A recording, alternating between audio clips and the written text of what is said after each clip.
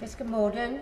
Thanks, Madam Deputy Speaker. The head of the UN, Antonio Guterres, and the head of the EU policy, Joseph Borrell, and multiple accounts on the BBC have all indicated famine is underway. The Secretary has repeatedly said this afternoon he's moving the dial. The government are doing everything they can. Can he explain in very practical terms so that constituents would like to understand how he's doing absolutely everything he can, how he's showing leadership to ensure that all routes are opened by Israel, to ensure that we avoid further human catastrophe?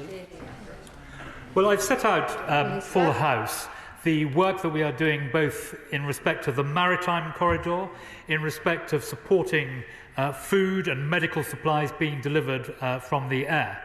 But at the end of the day, those are inevitably going to be relatively small amounts, particularly from the air. And the answer is to try and open up more access points into Gaza by road and make sure that trucks flow more easily through those access points.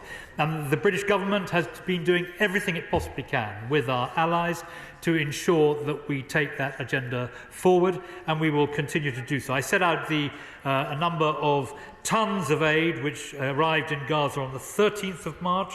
I mentioned the very large number of family tents, blankets, shelter kits, shelter fixing kits, sleeping mats and dignity kits that went in, but that is on top of the enormous amount of aid we've provided previously to UNRWA, but also to UNICEF and to the Egyptian Red Cross and to other NGOs and charities and medical organisations that are doing everything they can to try and alleviate the suffering in Gaza.